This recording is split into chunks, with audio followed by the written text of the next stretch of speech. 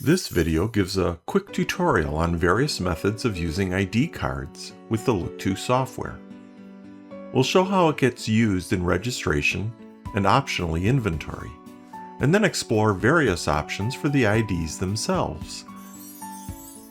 When looking up a household within registration, you can press the Scan ID button and use a barcode reader to instantly bring up that household for rapid check-in.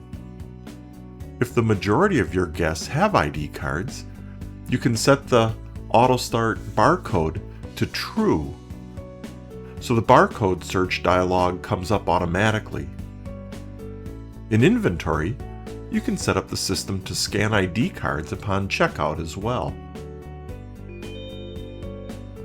One option for the ID cards themselves is to use registration's built-in ID card printing system.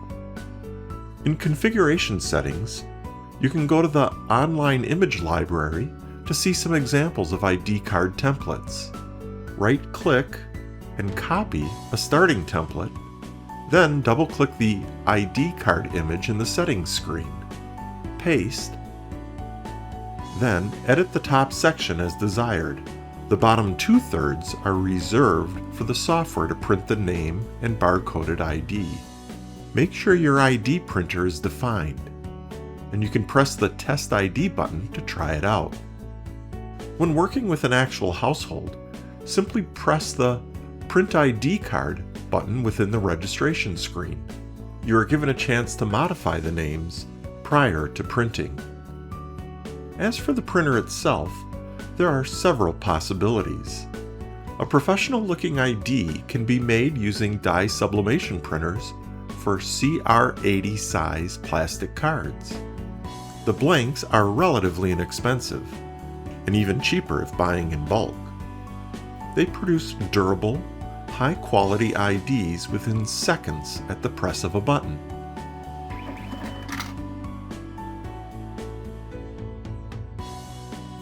The plastic card printers themselves are a little expensive up front, and they also require special film. For example, the Magic Card color ribbon costs about 25 cents per card, while the black and white is about 15 cents. The Evolus black and white, in contrast, is just over a penny per card. Alternatively, here are some less expensive options. One possibility is to still buy the blank ID cards, but then simply print 2x3 stickers to place on them. With this solution, there's no upfront cost for a new printer. This option makes the most sense for low-volume printing, as it has the disadvantages of having to manually peel each sticker and carefully place them on the blank cards. Also, the stickers themselves are not as durable as a directly printed card. You'll need to bring up the primary contact and scan the assigned ID into their alternate ID field. In the Resources directory, there is an Excel file which supplies mail merge data to a Word template for doing bulk ID printing with sequential barcode IDs. Yet another possibility is simply use the guest's own ID card. It can be anything with a unique barcode on it, ranging from a driver's license, state ID, student ID, library card, or anything else with a standard barcode on it. Now, if you're already using a thermal printer for your visit tickets, you can also use them for ID cards. But while receipt paper is okay for disposable visit tickets, it's too flimsy for ID cards. These printers only make sense if you print very few ID cards, since you'll want to laminate those ID printouts, and that adds both cost and extra labor. In the Resources directory, you will find a template for designing your own ID card backside, which you can laminate along with the front side ID. So when ready, you can trim the ID, place it in a lamination pouch, and be sure your laminator is set to low heat.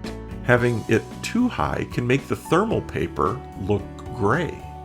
Because of this extra expense and fussing around, these printers only make sense if you're already using them for visit tickets, and don't print many of them. The fastest, cleanest, longest lasting, and easiest solution is to get an ID printer. Most find it worth the price to dramatically reduce check-in times and improve the experience for shoppers. These durable ID cards will last for years. To learn more about the registration software, you can view the manuals on our website or contact us. We'd love to help.